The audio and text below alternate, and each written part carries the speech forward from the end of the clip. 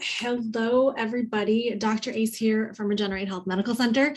Really excited to be with you today and go over a topic that I think needs so much more attention than it's getting. And that's why we're doing this. So we're going to be talking about electrical magnetic frequencies and the fact that they're toxic for your health and what you can do about it. So pretty actionable. My goals are to be, pretty clear, help you understand what they are, again, what they do to your body, and really how you can protect yourself. Because like you can see in this fun little picture here, EMFs nowadays are everywhere. And we have this false sense of security and false sense that they are safe.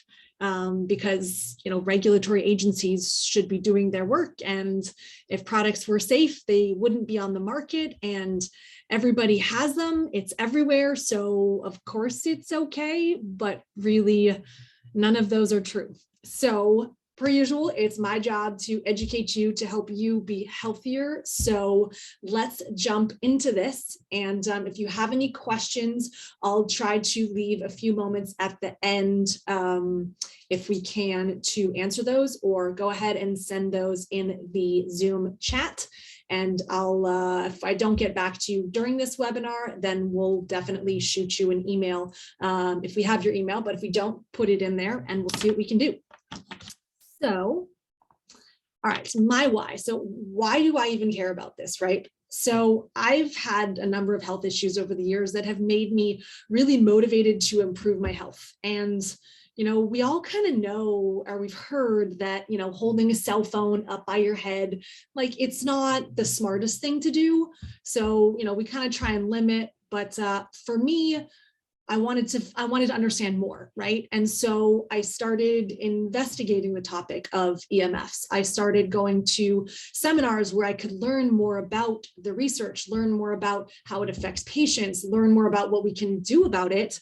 And I started to get into the numbers, the data, right? And factual data don't lie, right? And so what I'm talking about is measuring EMFs, right? Because again, holding your phone next to your ear, we know that it's bad, but how bad and how much EMF is it emitting, and what are the kinds of health consequences for that, right? If we don't know the specifics, it's easy to be like, yeah, it's bad, but everybody does it. Once you know the data and the numbers, it'll make you think twice. And then I started learning about simple action steps that I could take to decrease my exposure. And, I started with simple things and now have a whole list of things that I've done that I'm going to be sharing with you today that you too can do in any order or in any amounts, starting with the super basics or jumping right in and making yourself, as EMF free as possible, especially at home in your bedroom. And that takes time and it takes investment. And so, figure out where you're at, what your priorities are, and what you're ready and willing to do. And my goals are to give you some information that can help empower you to make changes, make decreasing EMFs a priority for you, because I want you to understand what it's doing to your body. And for me, once I really change some habits, change things about my environment, I noticed a substantial improvement in my sleep, improvement in my energy. So now, again, I want to empower you to take some action steps. And if I can, you can. And that's what we're about at Regenerate Health, is to, help you be empowered so that we're changing the face of healthcare. Because right now, very few people are talking about this, and it is crucial to health. Yes, this is part of health and healthcare. It's also part of environmental safety. I mean, it's not just our health, it's our biosphere, it's our animals. Everything is affected by EMFs.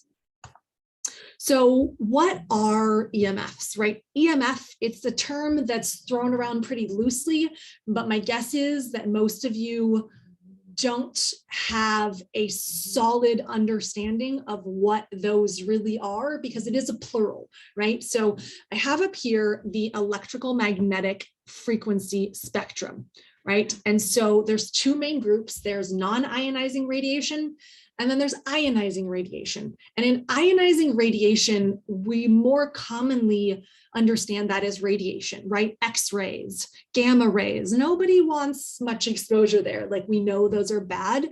But if you take the spectrum down in terms of frequency, that's when we start to get into these overall lower frequencies, right? Starting with electric and magnetic fields in around the 60 hertz kind of frequency, like you can see in the bright yellow.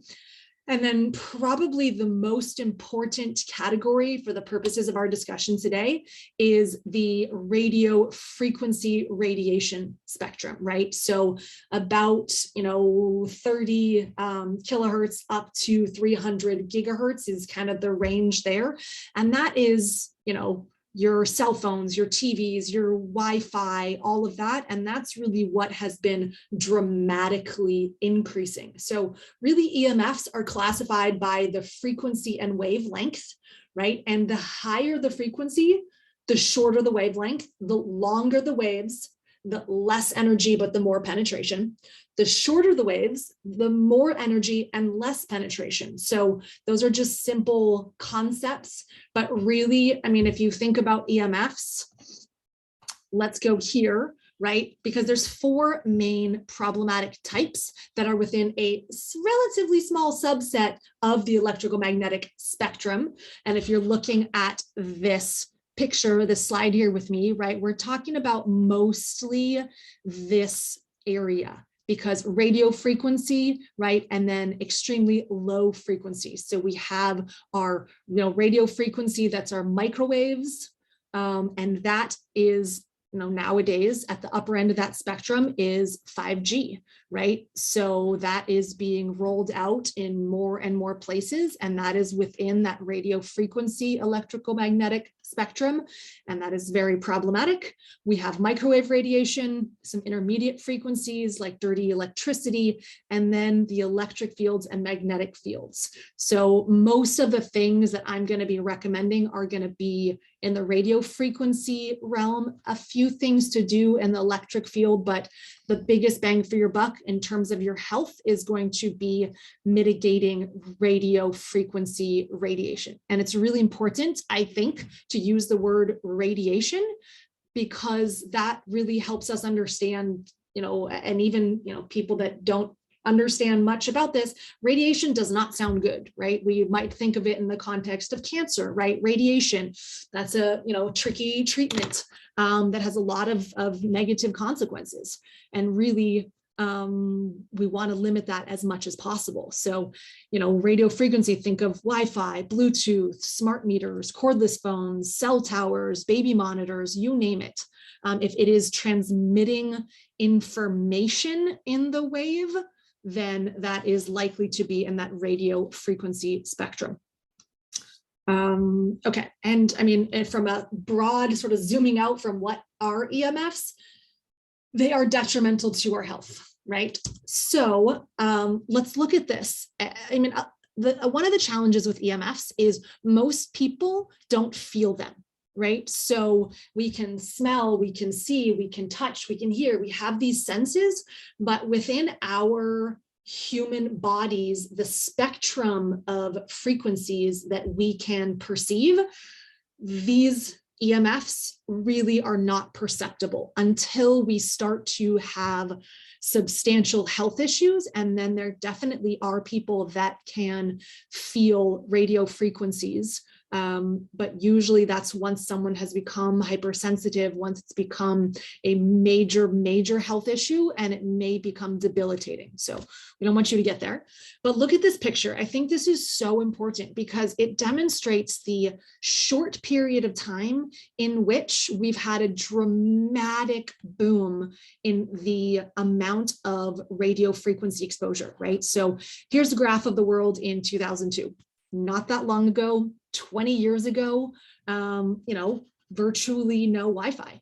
and look at 2018, right? So this is a time period of 16 years. Look at this. So the yellow is more dense concentration of Wi-Fi. The purple is less.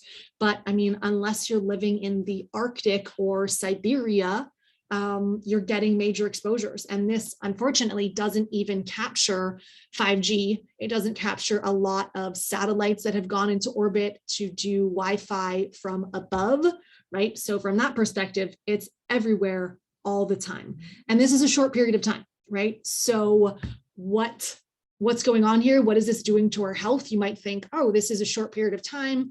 We don't really know if it's bad. That's false. We do know that EMFs are quite toxic, and I'm going to be sharing with you just some highlights of research-based levels of effects on our human health, as well as on rats or other, participants in studies. And it's pretty eye-opening. My goals are that's how you perceive it. And remember, there are actionable steps that we can do to protect ourselves, but this really shows how short of a period of time EMFs have been, at these types of levels. And that's something that means that biologically, our bodies don't know how to cope, right? And we have to start asking ourselves, in terms of the dramatic increases in chronic disease, in cancers, and neurological disorders, could there be a correlation? So what do EMFs do to our health, right? And really the biological effects depend on multiple factors, right? The frequency wavelength, the intensity, the waveform, the modulation, a lot of sciencey sounding words, but it basically depends on the type of exposure, the time of exposure, the duration of exposure. So, meaning that more exposure with more intensity is worse than less exposure with less intensity. Ergo, we can protect ourselves just in terms of the amount of exposure. And that's really, really, really, really key to do. Okay, so what are some documented biological effects of radio frequency radiation?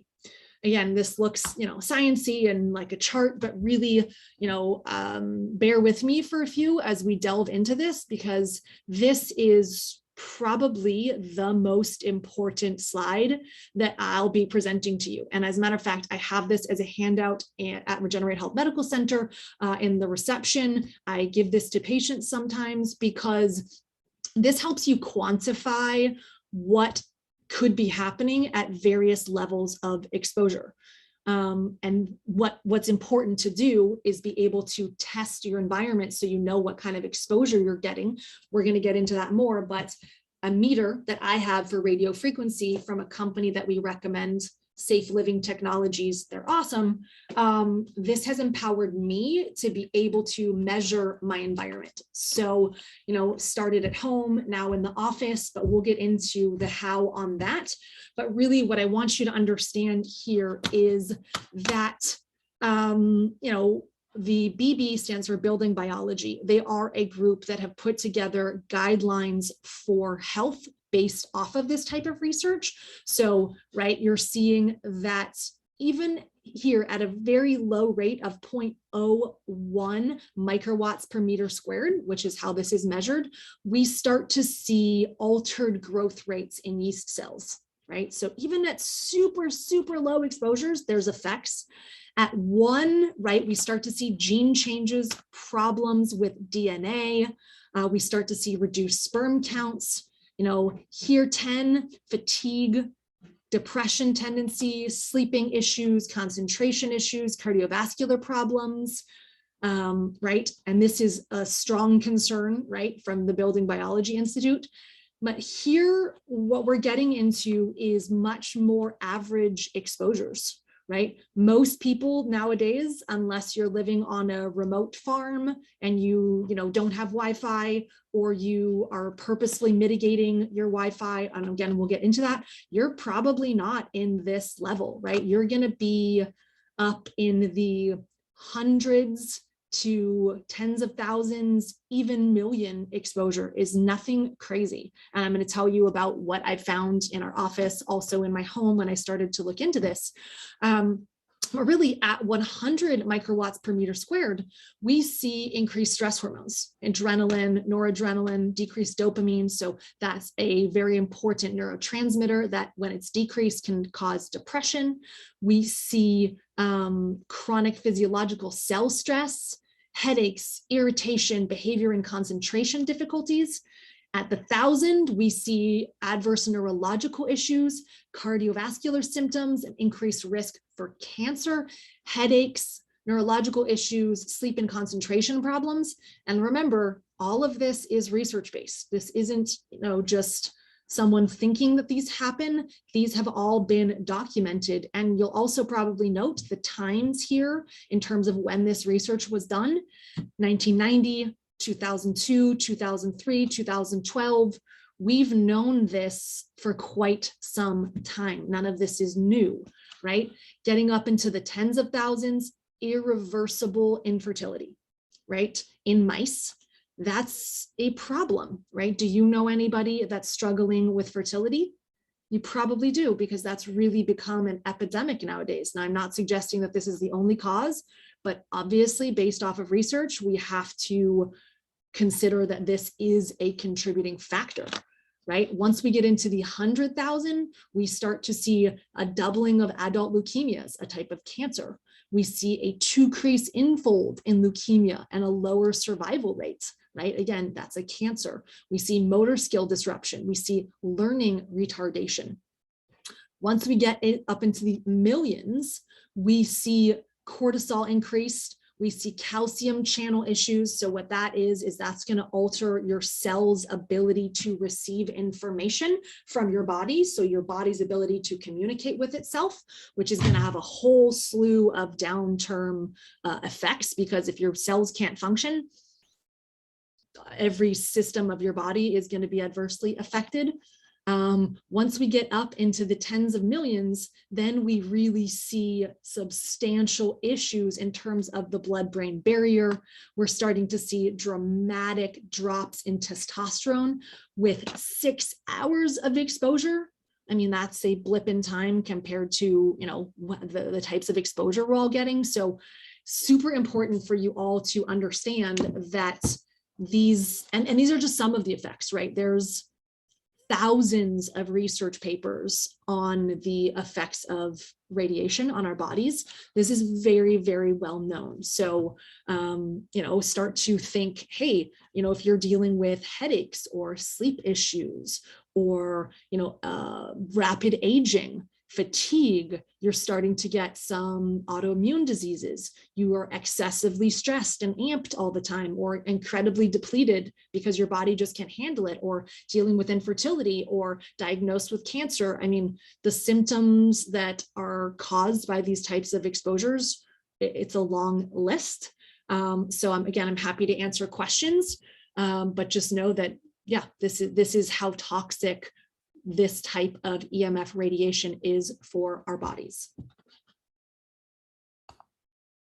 And really, adverse effects of EMFs occur in our bodies at 100,000 times below allowable levels of safety guidelines by government agencies, right? So let's talk a little bit about governmental agencies, particularly in the United States, that are supposedly tasked with regulating for the purposes of safety, right? So in terms of EMFs, and one of the biggest is the communications industry. So we have the Federal Communications Commission, I think it's FCC. Their guidelines are incredibly outdated. They're over 25 years old, from well before, like you saw, there really wasn't Wi-Fi at that time. We didn't have smartphones. I mean, the types of EMFs, and particularly radio frequency EMFs that we have nowadays, in an average home or an average workplace, school even, don't even compare. And there have been lawsuits against the FCC for the fact that they have not been keeping up with science, and that there are documented effects that are adverse for our health, but they've not done anything about it. But really what we're dealing with is a captured industry, meaning that the Federal Communications Commission is captured largely by the industry that it is designed to regulate. And there are a lot of other agencies where we see the same type of regulation capture, the CDC, EPA. There's a lot of issues there in a country where, lobbying dollars can sway organizations, particularly government agencies tasked with health. And so this is a major problem. So we definitely cannot rely on the FCC or any other health regulatory agency to protect us here, right? Because all of those adverse biological effects that we just went over have been known for decades, sometimes multiple decades. And they still maintain that smartphones are safe, but really they also do a little bit of statistical chicanery in the fine print of smartphones and other similar EMF emitting devices. They do give you some warnings, right? They're going to tell you a little bit, because this is a huge liability for them. They're going to disclose some of that, but not in any way that you or I or anybody that I know of is paying attention to.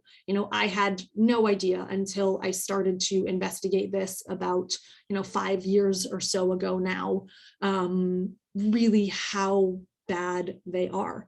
And so now in 2022, we find ourselves with 5G being rolled out in a lot of places, and also the increased connectivity of devices and between devices that is being sold as convenient and high tech and something you should jump on board with.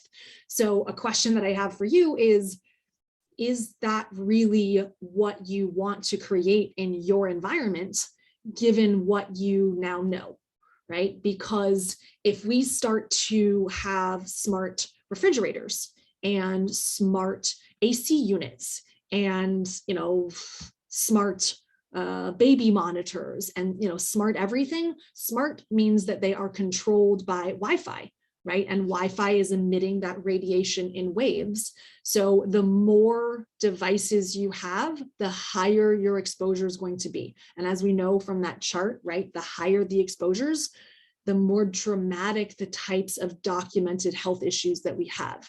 So where we're really right now at a bit of a crossroads, and thankfully the crossroad has started to happen, right? I just found out the other day of a name for the type of movements, the analog revolution, where people are recognizing that we've gone too far in terms of our radio frequency radiation exposures.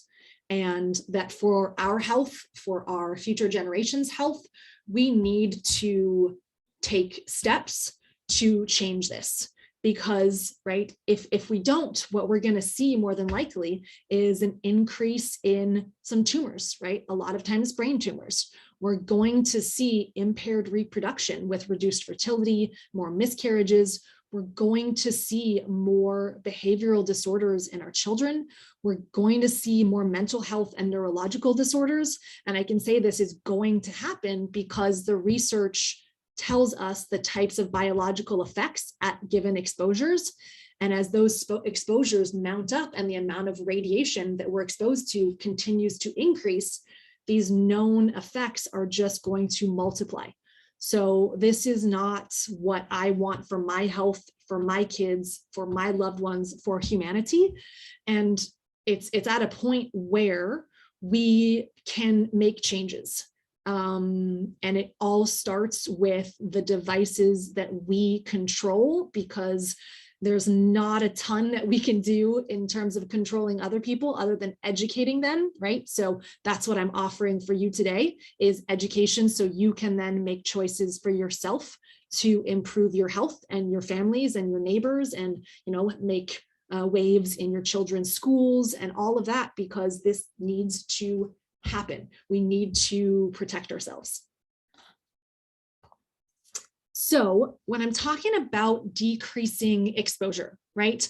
How can we know what type of exposures we have, right? And that is where I go back to when it really kind of clicked for me, was when I started to get numerical data on what my exposures were, right? So I think this was probably 2017.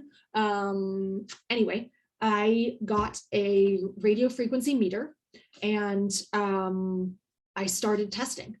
And I started looking at what my exposures were, and I looked at my sheets that told me the biological effects at those levels, and I was flabbergasted. I didn't think of myself as a high-tech person. You know, I don't have a smartwatch. I don't wear any wearables. Which, by the way, Coach Dave came out with a great blog on our website in terms of EMF wearables, kind of what they are, biological effects, all of that. So check that out on our website, regeneratehealthmc.com. But yeah, I mean, I was blown away at the types of exposures that I was getting, and it made sense to me why I was starting to get ringing in my ears, why my concentration was being affected, why my sleep was being affected. And like I said previously, once I mitigated and decreased those exposures, I've really improved my health. So again, how do we decrease exposure? First, I would recommend measuring, right? Because that's what I'm talking about. Once you know what you're dealing with, you can start to understand how important it is to take action. We're also going to go through in a little bit a list of just some simple things that you can do if you're not ready to get a device, not ready to measure, if that just sounds like, okay, I need to start with the basics. This part is not for you, but we will get to that. For those of you that are like, wow, Dr. Ace, I hear you. I've been wanting to clean up my environments. I know that cell phones and such are not good for me, but I don't really know, where to go. The first thing is get a radio frequency meter, right? And that is the one that I think you should start with versus electrical fields and magnetic fields and all that, again, because of the dramatic increase in radio frequency exposure over the last few decades, culminating in today, where, I would say your average person is getting tens of thousands, probably, of microwatts per meter squared exposure, which, think back to that list, substantial adverse biological effects. And depending on the proximity to devices, you may even be getting in the hundreds of thousands to the millions. That's nothing crazy with the types of tablets and wearables and phones and things that we have today. So how to mitigate what you can control: measure, eliminate, reduce, or shield, and then measure again, because you're going to want to know, okay, what did those reducing measures accomplish? So again, I have a meter by Safe Living Technologies. Here, this is the Safe and Sound Pro. So this one's Pro. So I don't necessarily recommend this to all my patients, because I think it's around the $500 range. And you don't necessarily need this, nice panel that gives you the numeric value. Really, I would say probably the most important is, let me turn this on with no sound. Right, where you're going to see here, I'll turn this on quickly, the lights, right? The lights right there. So those are going to tell you whether or not you have very slight, moderate, high, extreme, or extreme exposures, right? And so that's a great ways to go. But what I'm going to show you right now is a resource that we have on our website. So bear with me 1 second while I change the screen share to here.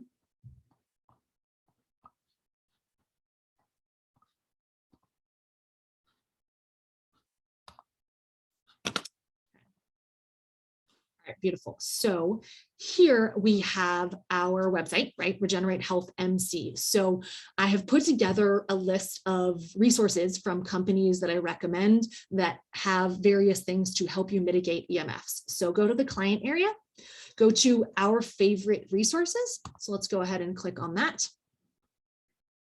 And that's going to load. And then we have our favorite resources. So as I scroll down, there's 3 different categories. And for this one, I'm talking about the category of healthy living resources. So first off, we have Tech Wellness. They are a company that makes devices and things to mitigate your radio frequency and EMF exposures, but that still allow you to use your technology. Right? So I've gotten a bag that I put my cell phone in that kills all of the radiation from them. They have blue light blocking glasses, another EMF that we're not really going to get too much into, but they're a great resource because let's face it, a lot of us need technology and it has improved our communications. It has improved our ability to educate ourselves. There's lots of positive things. So by no means am I saying, that it's all evil, but we need to use it safely. So they have a lot of great resources there. Safe Living Technologies. This is a company that my radio frequency meter is from. So, and again, by the way, a lot of these companies, we've been able to get them to offer our patients and our community members some discounts. So click on the links for that. But Safe Living Technologies has really great EMF meters. So like I said, I have the Safe and Sound Pro, but the Safe and Sound is a smaller one. It's still green. And again, it's just going to give you the lights so you can understand the extent of the current exposure. And that's the one that I recommend for most patients. I think it's in the $150 realm-ish dollars. So, relatively affordable, and you can start to understand, start with your bedroom. What kind of radio frequency am I getting exposed to while I'm sleeping? That is, if you're going to start with one place, that's probably it. And they have that meter on their website. It's made by them. And they also have a lot of the shielding things that I'm going to get into as well in terms of paints to shield from EMF, fabrics, all of that. They're a phenomenal resource. Green Wave is a company that offers filters for some of those EMFs that are, I'd say not the first place to start, but heck, if you're ready to jump all in, we have these at our office. As a matter of fact, there we go, right there. I have one of their filters plugged into our electrical outlet. So this is to filter dirty electricity, which is another type of EMF from, the few slides up. And they're easy. What you basically do, plug them into your outlet, and then you're not exposed to the types of dirty electricity levels that you otherwise would be. So that's really easy to do. Another thing that I have in my home is the EMF Sleep Safe. This is really, really cool. And this is going to be for those of you that are ready to really jump in and make this a high priority like I have done. Because with this, you can install a unit next to your circuit box in your house, and you can predetermine which circuits you want to kill the electricity to at night. Because remember, electrical fields are a type of EMF. And yes, it's important to get as far away from the outlets, right, as you can. Outlets over there, I'm over here, especially your head while you're sleeping. But what if you could get rid of all of the electrical EMFs in your bedroom, right? So with this, you can just get a little remote and it just goes click and it kills the electricity to predetermined zones of your home or wherever you're at, so that you don't have that exposure. And for a lot of people that also have Wi-Fi routers at their home, this kills the electricity to the Wi-Fi router. So it can really kill not just the electrical EMFs, but a lot of others depending on, what they are, because most devices need electricity. Then we have various shielding devices around emitters, like for Wi-Fi routers or for smart meters. So you can install these what are called Faraday cages around those devices to decrease the intensity of the signals. So does it block it? Is it gone? No, but it's way lower. And that's the name of the game here, right? Is decreasing your exposures. And it's all cumulative. Every little bit counts. So, even if you do one thing based off of this information from this webinar, awesome, because you will have decreased your exposure that much. So, and you don't have to do all this at once, right? I've done a lot of things over several years. But again, start somewhere. So Smart Meter Guard, that's another really great one there. And there's other things on this page, right, to help you be healthy. But I just wanted to highlight that because a lot of people say, okay, great, I want to do this, but I need the units, I need the meter, I need, resources for what I go ahead and use to mitigate. So this is here again, client area, our favorite resources. Okay, I'm going to jump back to the slide presentation.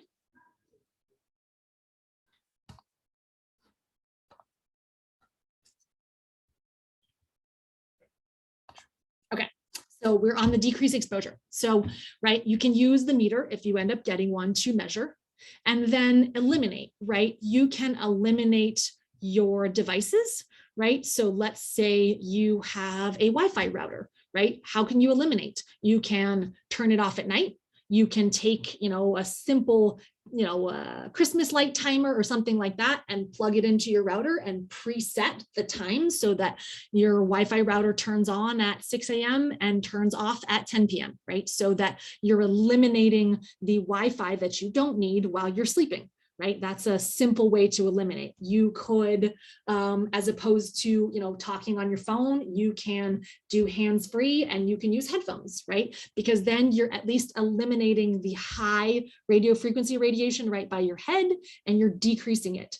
You could get into some more extensive elimination things like the EMF kill switch, right? That gets rid of any Wi-Fi, that gets rid of electrical fields, right? But then you can also just eliminate, reduce something there.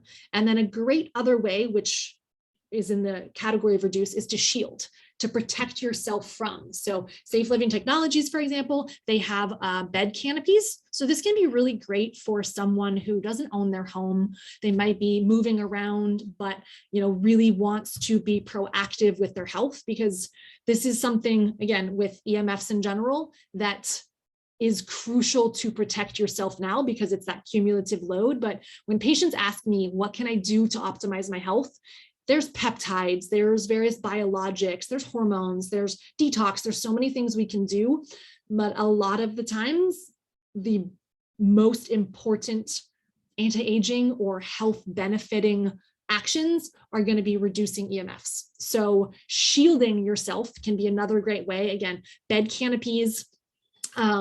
Safe Living Technologies also sells window film. They also sell a type of paint. So I'll tell you a little bit about my home. I used to live in a condo that had very high dirty electricity, had quite high radio frequency radiation, partly generated by my Wi-Fi router.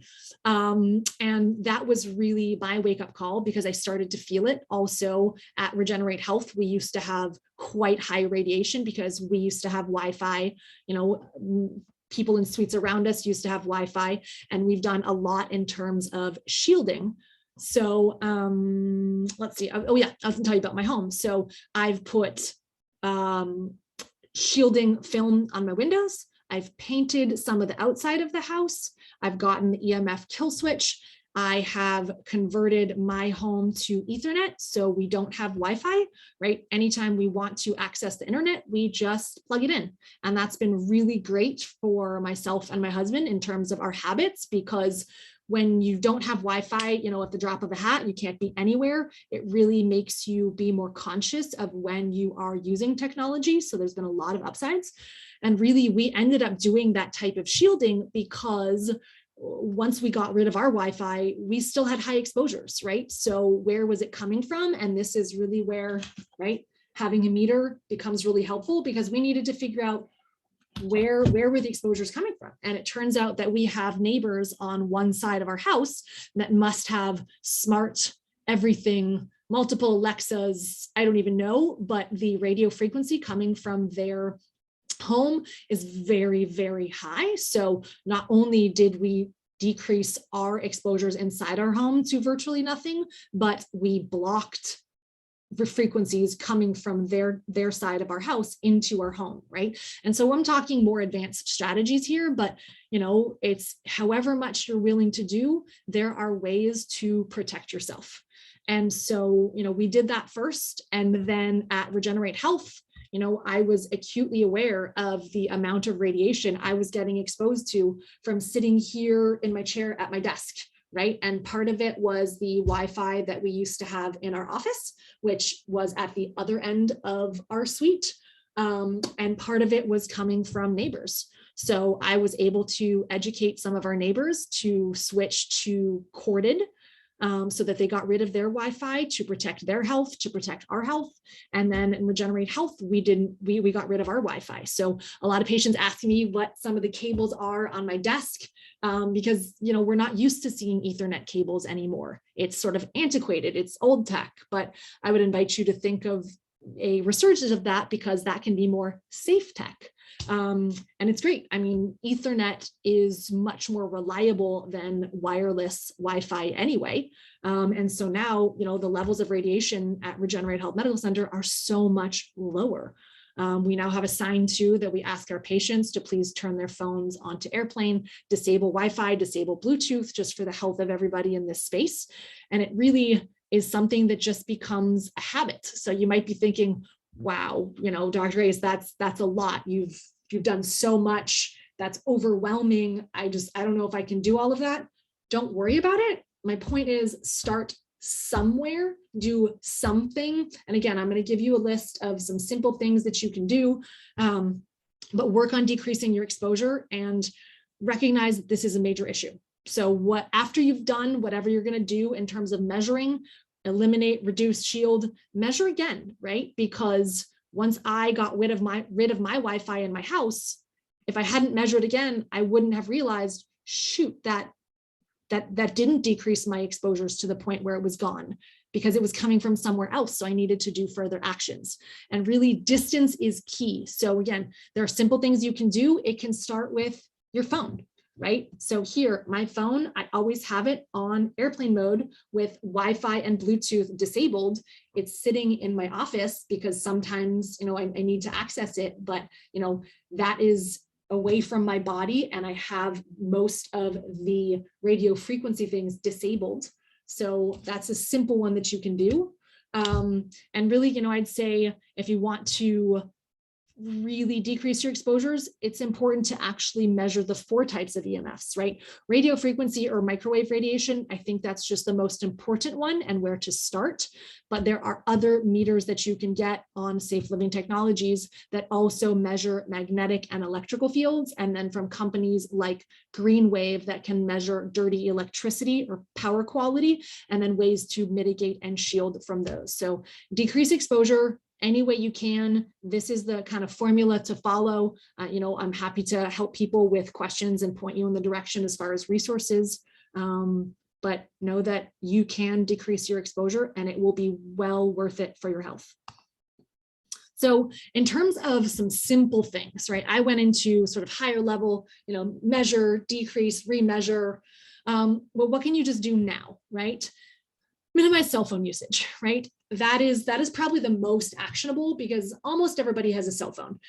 Heck, you could go to a non-smartphone. That would be great, because then there's no Wi-Fi or other things. There's just cell data. But minimize the usage. Turn it off when you don't need it. Keep it away from your body. If you're going to be on the phone, like I said, use headphones and air tube headphones. I have them. Mine are from Safe Living Technologies. Just get them out here. So they're fun, right? But so the part that is closest to your head actually is just air. So you don't have any of the electrical wires right next to your head. So those are the air tube headphones that you can use. And then particularly while you're sleeping, right? Make sure that your phone is not in your bedroom, that it is not by your head, that it is on airplane or turned off, right? That is one of the biggest things that I recommend for patients, is just be conscious of where your phone is, because if your phone is sitting on your bedside table within 6 feet of your head, I mean, you're getting quite high radiation levels just while sleeping from that one device alone. So that is very high yield. The second really is going to be Wi-Fi, right? Eliminate wireless connection for internet, or, turn the power off to the Wi-Fi router at night. So at least you don't have it at night. The most important thing is to decrease your exposures at nighttime so that your body can actually repair and recover. because during the day, it's just much more difficult to control. Cordless phones, that's another thing that most people don't think about, that nowadays, right, cordless, no wires has just become the commonplace. We used to have those at Regenerate Health, and we don't anymore. Now we use internet phones on our computers that are hardwired so that we're not getting, again, that kind of radiation to our heads, and we're not having all of these radiation emitting access points that all of these cordless phones are tied to. So that was another super high yield thing. And then look into where cell towers and antennas are, right? You want to maintain your distance from them. So this is going to be a little bit more difficult to control, but heck, anything you can do. And, shield your living spaces as required after you take measurements, because it can be coming from neighbors, it can be coming from cell towers, it's coming from somewhere. And then I'd say the third most actionable category is going to be to reduce electric fields.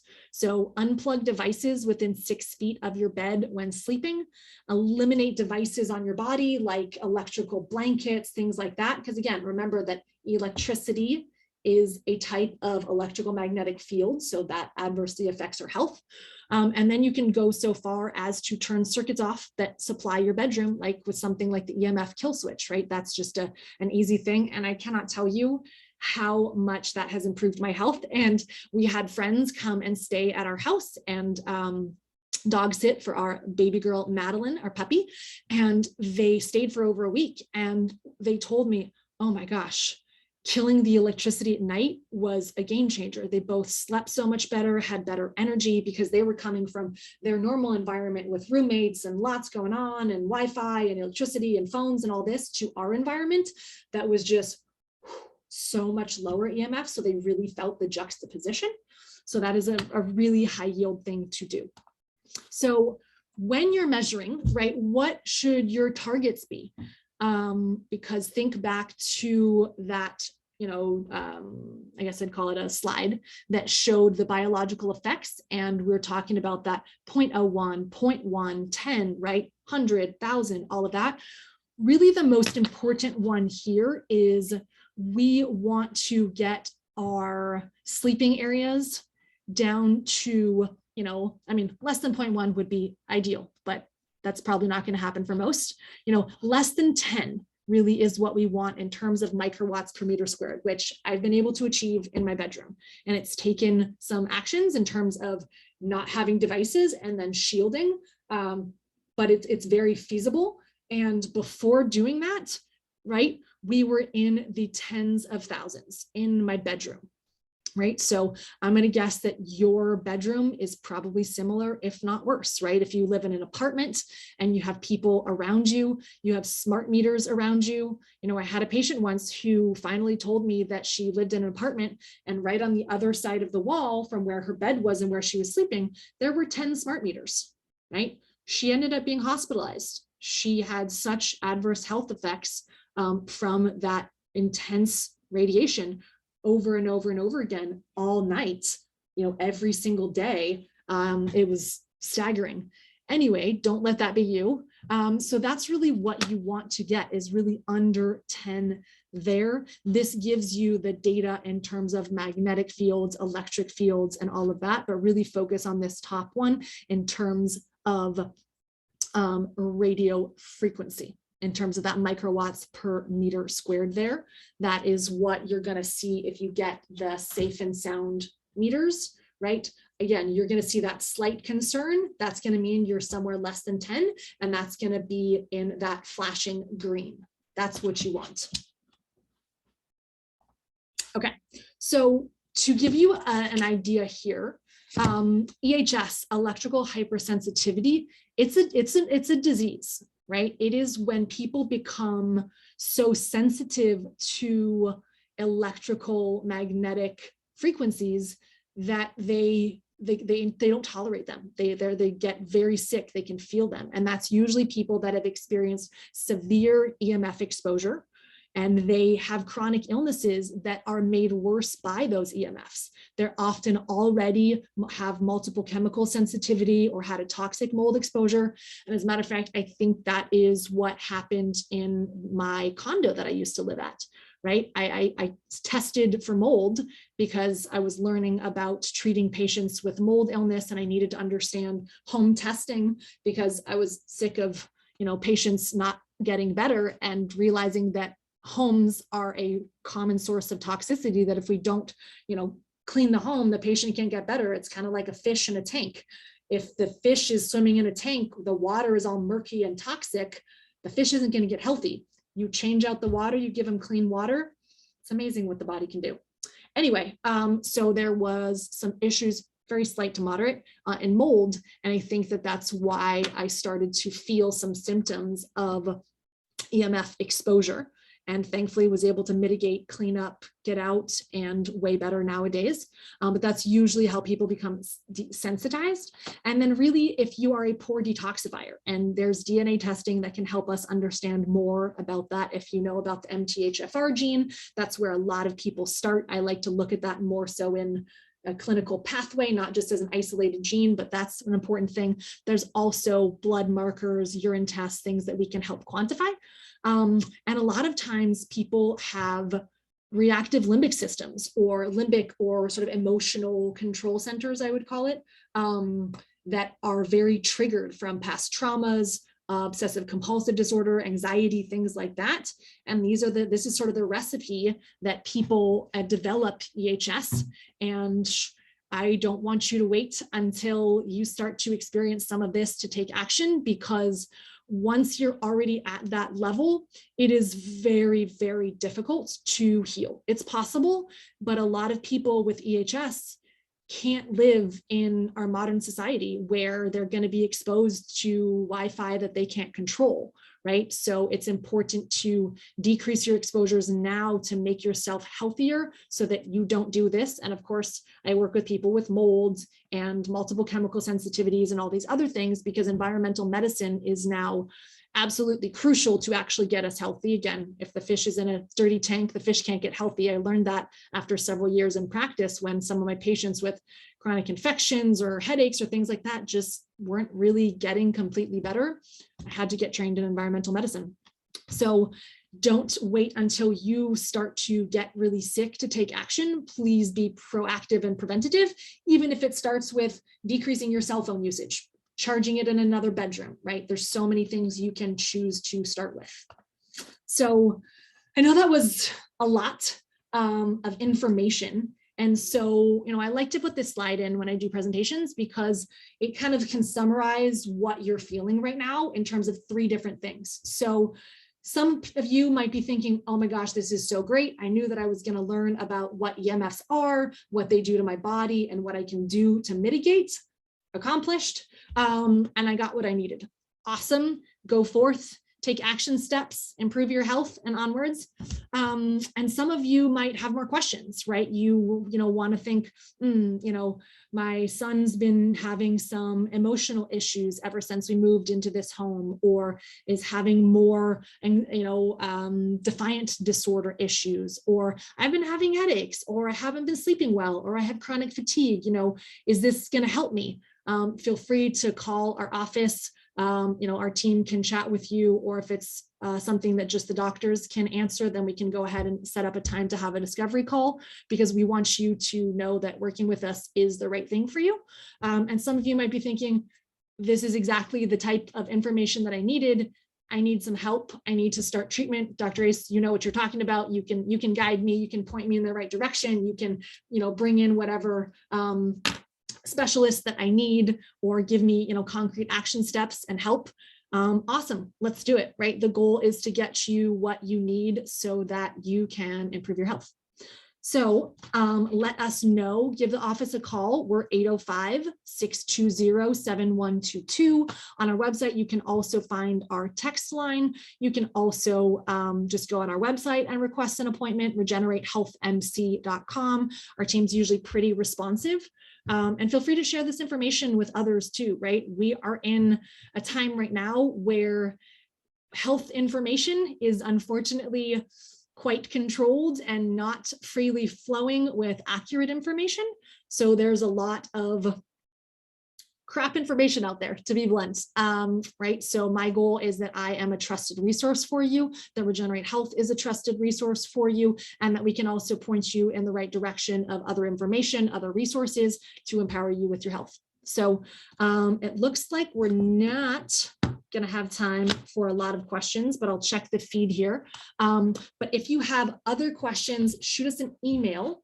And then that's a great way to see, but it looks like we do have a couple that we're going to get here. So I have Karen who's asking, is there a wearable like around your neck? And so Karen, I'm assuming that you're asking in terms of a wearable for EMF protection and mitigation.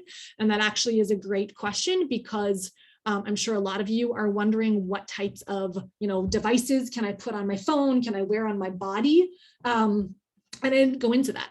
The reason that I didn't go into that is that that is a very unreliable field. There's a lot of companies out there that are going to do really beautiful marketing and make their products seem great and give you a false sense of security. And I'm not saying that there aren't some that might be good, but what I always recommend is get a meter and test, right? Don't rely on, some industry, some company that says, hey, my magnet, my necklace is going to block all EMFs, because that's not really possible, right? So there might be some that can reduce a little bit.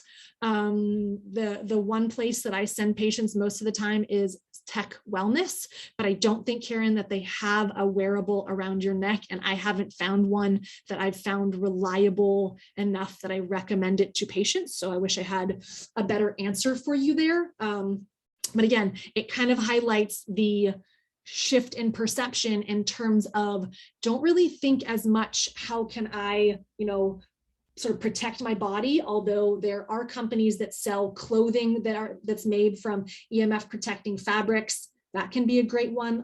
Lambs, I think, is the resource. I might be adding that to our favorites page coming up, and that will, be a living list of products and companies that we recommend to keep you healthy. But yeah, think about decreasing your exposure as much as possible. Start with your home, start with your bedroom. And another question I see here, what about far infrared saunas in home for detox? Infrared saunas are fantastic for detoxification. We have some that we recommend to our patients.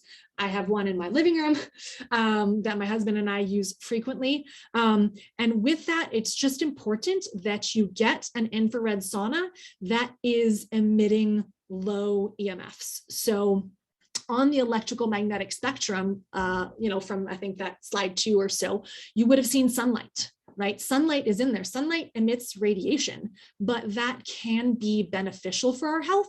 So not all EMFs are toxic and bad, but it is a quantity dependent thing. You don't want to spend 12 hours in the sunlight, right? We all know what's going to happen. You get burned, which is a sign of, excess radiation. Your body's not able to protect yourself from that, and it's visible on your skin.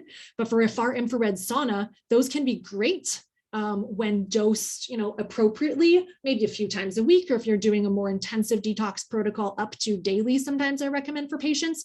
Some people just do, once a week. Again, the frequency might vary for you, but it's really important to get an infrared sauna that is low EMF. And so before you purchase it from the company, please contact them and ask them what kind of studies they've done, if they've measured. Or, if you purchase one, get the meter that I'm talking about from Safe Living Technologies and measure yourself, right? Hopefully you can return it if it's high. I did have a patient once who asked me about an infrared sauna that Costco was selling, and I was able to look it up and say, absolutely not, because of what they were showing as far as EMF levels. And it's not always something that's easy to find out, because again, you have to understand that products that are sold to market in the US are not regulated for safety to keep us healthy, right? How many products have been pulled off the shelf in terms of personal care products? Johnson & Johnson has had, what did they have in their talcum powder that caused cancer?